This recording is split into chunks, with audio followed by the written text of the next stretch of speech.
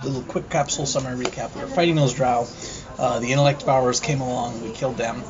And then at the end of last session, Hank fireball jumped and smushed a guy under a door. Yeah, Hank jump kicked the door down and squashed a guy under it, and then charged through into the room up to the drow wizard that was in the back of the room. And that's where the session ended, with Hank behind enemy lines heading for the wizard. There were still a couple of giant spiders, the phase spiders. They never did anything phasey. In the beginning, they teleported. I had it in mind they could teleport, but they never needed to. Yeah.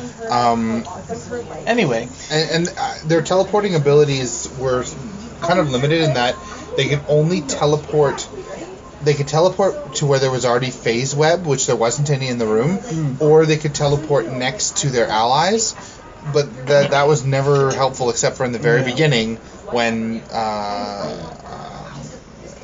They had some ability to teleport phase, 3 squares. They can go through solid objects, though, right? Because when I used phase spiders, I had this great setup where they were under the floorboards and they kept coming up through the floorboards. Yeah, they could see down cool. there. Yeah. Anyway, it doesn't matter. Yeah. So there's a couple of spiders that are... It was never advantageous for them to teleport, so I had an eye on it, but it was always just like, well, there's a person right there. Yep. And they have that ranged web attack, so there was always someone within 3 squares of them, and that was their most powerful attack, so they never needed to teleport. The one, when Brian ran them, they would teleport up, attack, and teleport away. Yeah, they actually had a thing they could do that. It must be a different, spider. different thing. They definitely did not have that ability. Okay. That's By the way? Yeah. Pretty sure they had that. Anyway, whatever, doesn't matter. So, Hank is in the room with the drow. Krosis, I think, is still at the door. And there's spiders, in around the door. And so I think was it the drow's turn or was it ours? It was your turn, because at the end of last session, you were fighting about whether you opened the box or not, and so I took the drow's turn and had them keep attacking you while... We were arguing about whether to open the box. And Aurora had taken the position that, no, we shouldn't do this in the middle of combat and stuff. And she had the backpack, a magic backpack that the box was in, that only the person that put it into the backpack could take it out again. So it was up to her to take it out of the backpack. So we decided, okay, we'll finish the fight, and then we'll decide what to do about it. And the backpack had some faint glowing coming from between its seams. Yeah, there was signs of epicness imminent.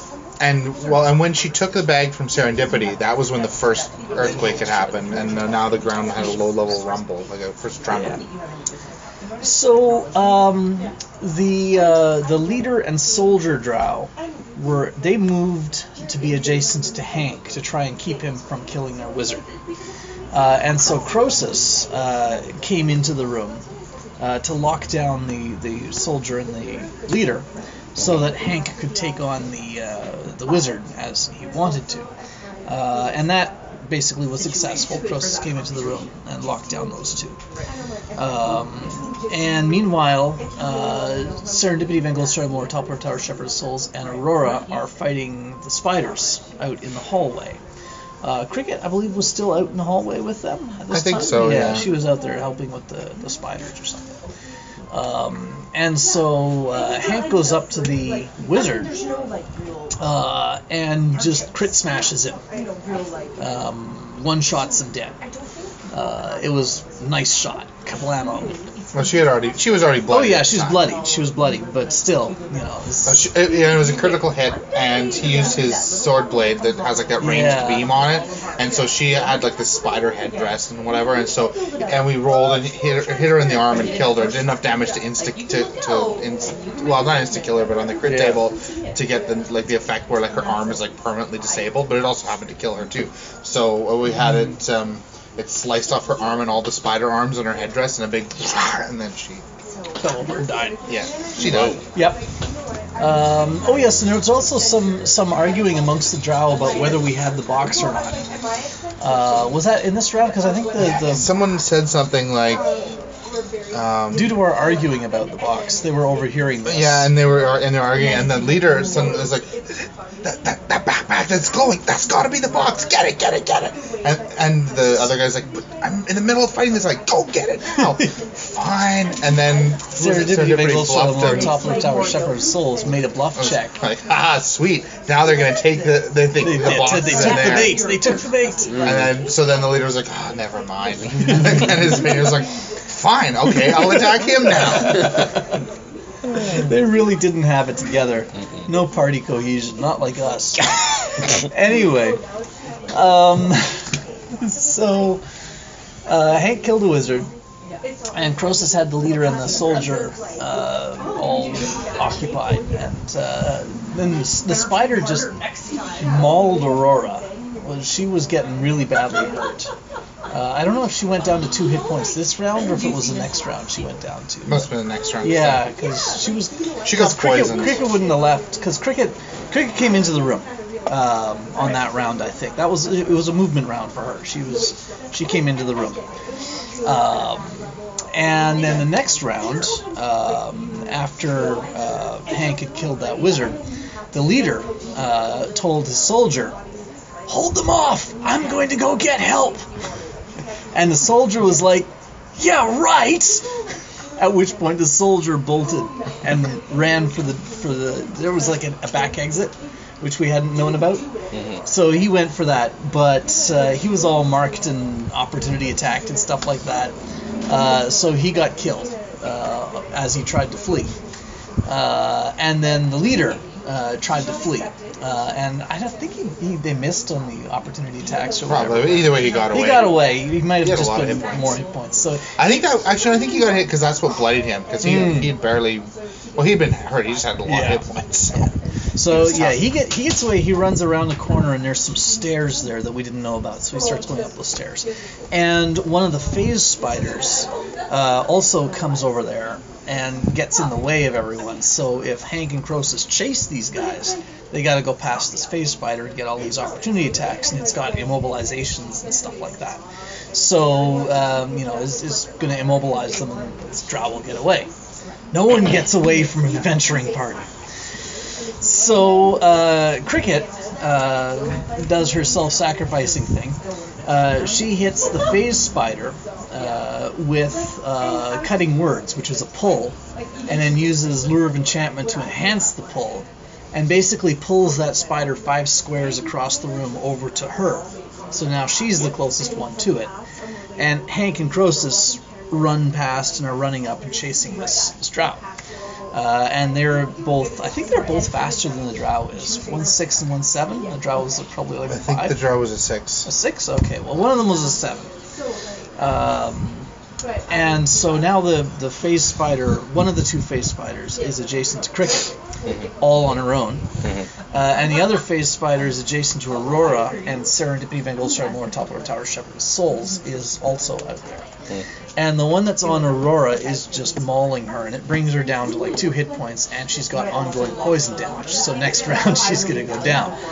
How did she got like she drank a healing potion, I think. She someone gave her a save. She used a heal check on herself with a higher DC to try to get an extra save, and that's how she saved. Right. And then she also drank a healing potion. Right. And because the spider died that round, so the spider died. Someone hit the spider, and I remember Aurora was at 2 hit points and the spider had 3 hit points. And then someone killed the spider, and Aurora was out there but badly poisoned. She got out of the poison, so now she was just safe at 2 hit points. Yeah, and she just drank a healing potion. She's at 12. She drank a healing potion, took herself to 12. But she had a heroic healing potion. But she's still very like woogie and like, oh guys, the spider was eating my leg. I don't like this anymore. Yeah, she was sort of playing it like the spider venom was kind of making her a little bit off. Yeah. And she also has the box in the bag, and so she's sort of in a central position in all this and not feeling up to it right now, so that was unfortunate. Cricket, meanwhile, keeps getting hit by the spider. It takes her down to 21 hit points, which isn't great, but it's okay. I can take a couple more hits. That's fine. So she's feeling pretty confident that she can keep the spider occupied for a couple more rounds. But then Serendipity Van Goldshire, the lower top of Tower Shepherd of Souls, now that the other spider's dead, she comes in to the room, and she nukes the spider for me. So that's nice. Thank you, Master. Yes, it was quite nice of her. She preserved her investment. And I had 21 hit points, so I wasn't panicking about healing up, because that's enough to withstand a blow or two, you know, a normal blow or two, from, you know, almost any conceivable foe that we might be facing at this point. Like the thing in the box. Anyway, so meanwhile, Hank and Krosis are chasing this drow. They chase him up the stairs, and he gets into this upstairs room. It's an above-ground room in this ruined temple. And there was another one of those circular, the flower and leaf motif things. John forgot to mention it at the time, but you know, retroactively, it was like, oh yeah, that was there. It didn't really come up, and that's fine. It wouldn't have mattered. It's because I knew it was there, but I hadn't drawn it on the map, and so I forgot about it. Yeah. So Hank and Krosis follow the drow up there, and this room has a door. And at the door, there's one of those elves with the blue and white clothing that we fought way back when. The cultists or whatever. Those weirdo cultist guys. And he sees the drow, and he's like, oh crap, and slams the door shut, trapping the drow in the room. And the drow's like, butter! Because now he's going to have to face Krosis and Hank. And so he turns around and faces them and dies. Because Krosis and Hank are double teaming a bloody single drow. You know. I don't know if he said anything in particular. All he said was, "You won't take me alive." And they agreed. And Hank was like, with "Yep." that. They were quite happy with that arrangement. Yeah. So they come back downstairs. Or no, they're still up there. I remember this now. Aurora comes through the door. She steps into the room with the mystic drawing thing. And immediately an earthquake starts up, a real earthquake. Now everything's difficult terrain because everything's shaking real hard. And the light starts pouring out of her bag and all that kind of stuff. I guess she must have come in the room before they killed the drow upstairs, because I remember it affected the chase. Oh, right, because the huge tremor hit, and everyone, I attacked their reflex, and anyone who failed fell down. Yes. And so most of the people fell down. The drow happened to not fall down, and I think Hank or someone didn't fall down. Whatever. Like, most people fell down. That's right. And the rumbling really increased in intensity. Okay, so Aurora immediately steps back out of the room, because she's like, oh, holy crap. Don't bring the box into the room, because everything shakes. But the earthquake kept going. Yeah. It started, it didn't stop. But one other thing when she entered the room was that the circle on the ground lit up, and it's like a, you know, like how you could have like a decorated sort of a line that twists around in one continuous pattern, and it ultimately makes a big circle. That's what it is, and that's sort of moving along the line and spinning, and it's the motif of the seasons. So the light is flashing in the room. You've got orange autumns and green summers, and they're all twisting around, and the room is full of light. So when Aurora backed out, it kind of returned back to just paint on the ground. But serendipity. Oh yes, the Arcana check. She rolls a fantastic Arcana check. It's like 45 or something ridiculous. So she knows everything that you can glean from just looking at what's going on. She figures out that there's some kind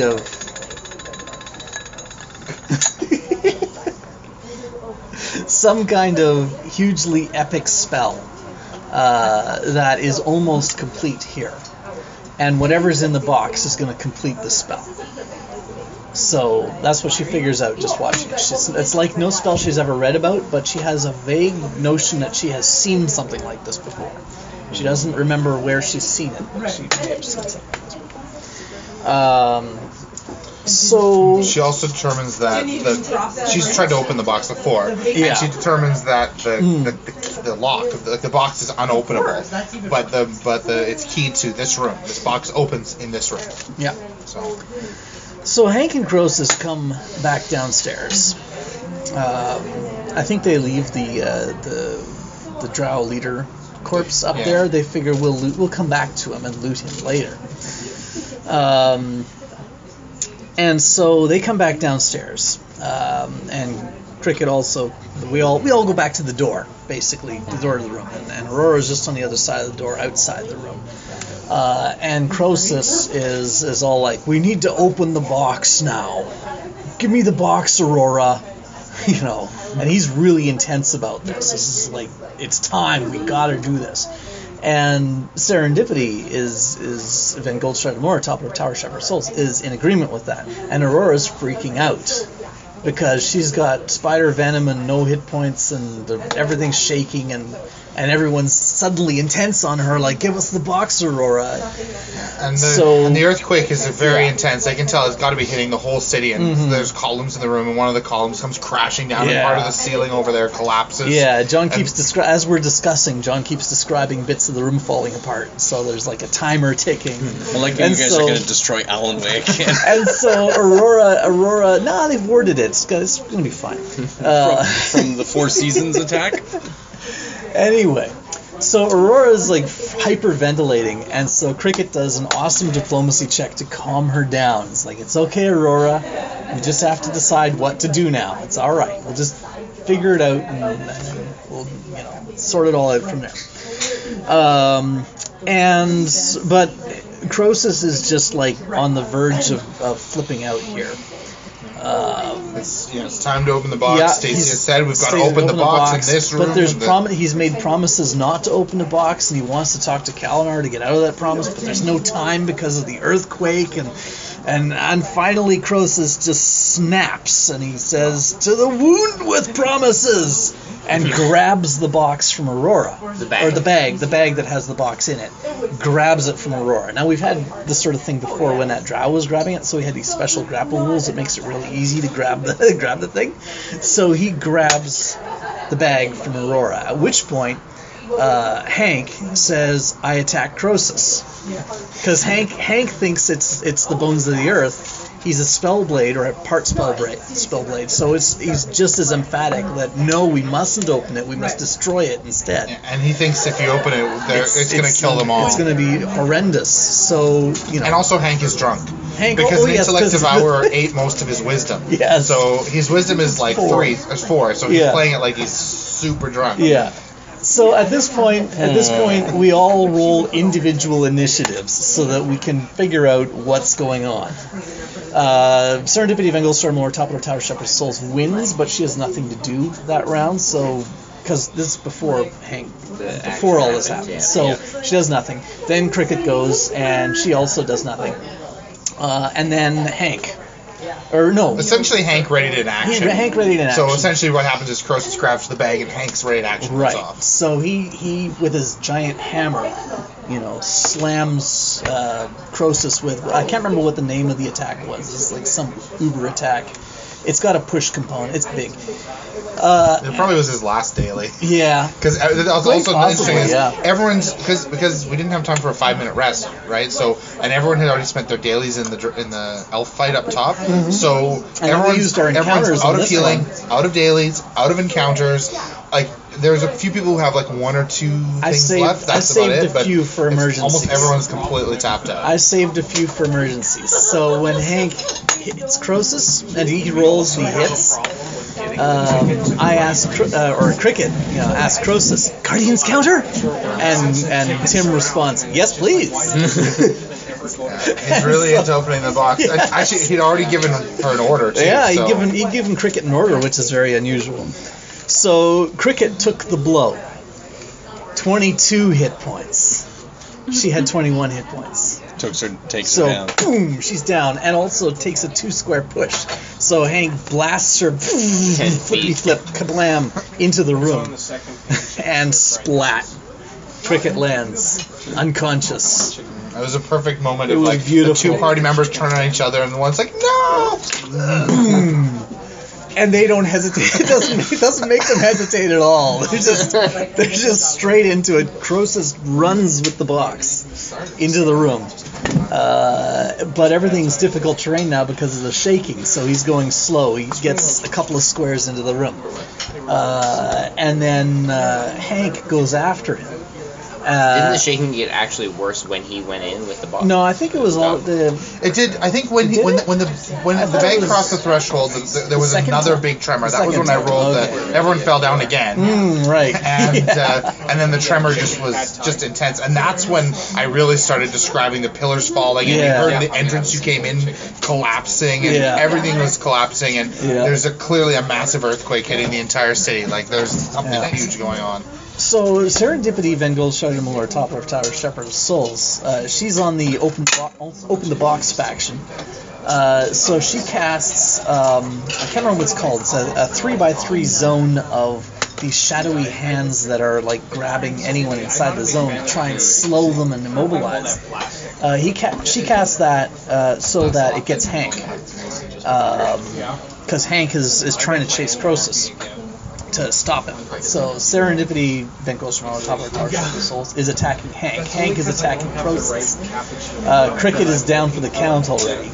And Aurora is back to freaking out again, I suppose. But Aurora is now on the don't open the box side of things. She's on that faction.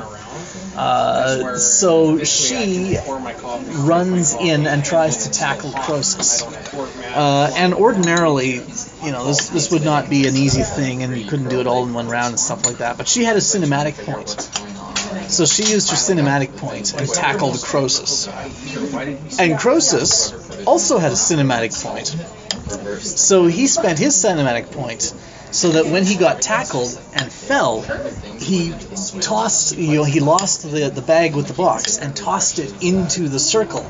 So it went flying, and also he marked it as it went flying. Normally you can't mark a backpack, but it's a cinematic point. And Aurora knew that she had to run through the grabbing hands, and she knew that those slowed you down, but she didn't know they did damage. Yes. So the grabbing hands did damage to her and took her back down to 2 hit points. Yeah. And then she tackled Krosis, the bag goes flying, it lands in the circle starts spinning crazy fast now, it's just like roaring with intensity, and the earthquake is going off, and the walls are all collapsing everywhere. So, who went first? I think Hank wanted first? to use the beam shot to bump the box out of the thing, because I said that's what we said what would happen. It's like the kettle case, where but he couldn't. He was behind the big pillar that hadn't fallen. He didn't have a line of sight. And he didn't have a line of sight, so instead he beam shot into the middle of the magic circle. So Hank is now standing next to the bag with the box in it. And Krosis has marked it, so his turn comes around, and he has this thing that lets him teleport next to things he's marked, which is why he marked it.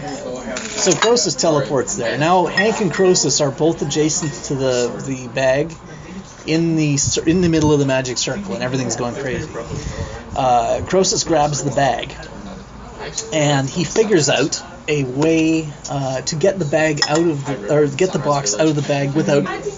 Did something else happen first? It was minor, but Hank actually wasn't right next to him because Hank had range. Beam shot. So he used because he had marked Krosis, he could teleport Krosis next to him when he grabbed for the bag. So he grabbed for the bag and tried to teleport him outside the circle, but he couldn't. It was just inside the circle. So yes, I knew there was another shuffle. I thought that happened after this, but all right. Anyways. Yeah.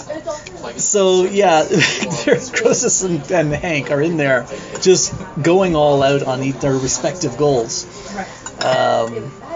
So Krosis figures out how to get the bag out, or the box out of the bag without Aurora's help. He tears the bag to pieces, just rips it to shreds, and then the magic item fails. That's an expensive magic item. It cost a lot. And so he just tears it to pieces and wrecks it. All the junk falls out of it. Everything falls out of there, including the box. So he grabs the box. And then he does this awesome. He does his monologue right then. He turns to Aurora and he says, "All things come to an end." And then, all of this stuff is happening all around him. He's teleporting, and Hank's teleporting him in an attempt to stop him. But he's just, he's kind of completely calm, and he's just monologuing to himself as he does it. All things come to an end. I remember the sky and the grass and the good clean earth, and the way my body was broken. And I lay there by the edge of the world's wound, and I knew I'd never be strong again.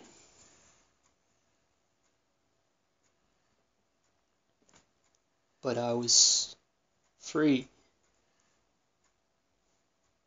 It didn't feel real. I looked down at my hands and I saw that I had 2 sharp stones in them. And my belt was empty.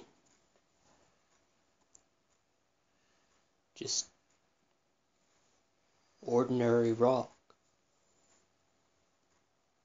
She tricked me. She'd made me think that I was grabbing my friends, but she tricked me. She used pixie magic. My friends were left back in the walls of the world's wound. And I got to my feet and it hurt more than anything I'd ever done.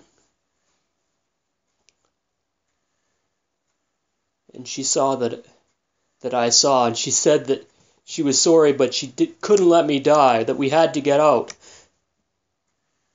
And I said, okay, we're out. And now I'm going back, because I promised I'd get everybody out. And she said that I was crazy, that I was going to die. And I said that was true, but I was going to go back because I was an oblin, and an oblin keeps his promises. And then she said a lot of things, and I said, no, I'm not stupid, I'm an oblin. And she said that was the same thing, and then there wasn't anything more to say. So I turned my back on her to start to climb back down. And she said, wait. And I stopped and looked back. And she said she knew a special magic healing, a magical song that would heal me. I'd fall asleep. And it would feel like a long time. I'd dream a lot, but that I'd wake up and I'd be better.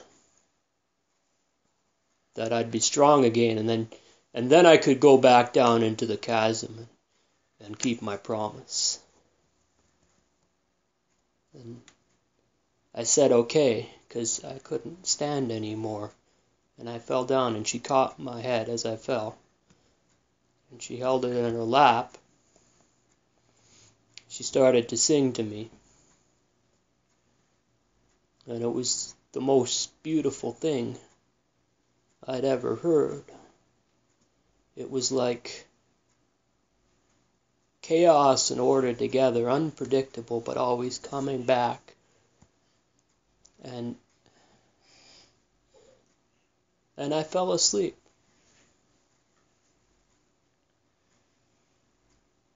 I've been dreaming ever since.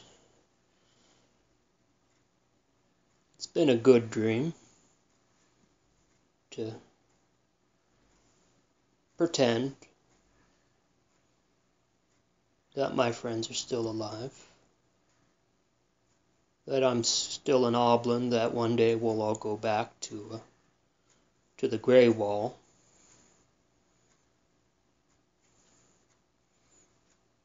But all things come to an end.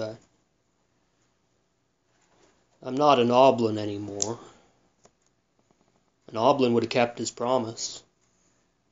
Would have gone back down there and died with his friends.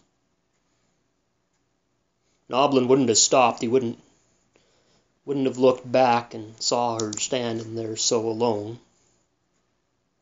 And he wouldn't have felt his heart beat at a different pace. Every oblin that sees me knows my heart beats at a different pace now that I don't have any family anymore. I can never go back to the Grey Wall, and it's been good to pretend, but it's time to wake up now. My story's over, and she said that when my story was over, I had to wake up. And it's time for the dream to end. And then Krosis opens the box. And it was about 10:45 at that point, so we called it for the night.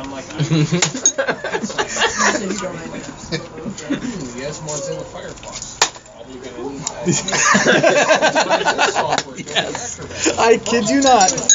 I've been waiting for this moment since Friday night. That was it. That was the end of the session. I did say I'd take you guys out if you didn't open it. We opened it. We totally opened it. I'll be more specific in my death threats in the future.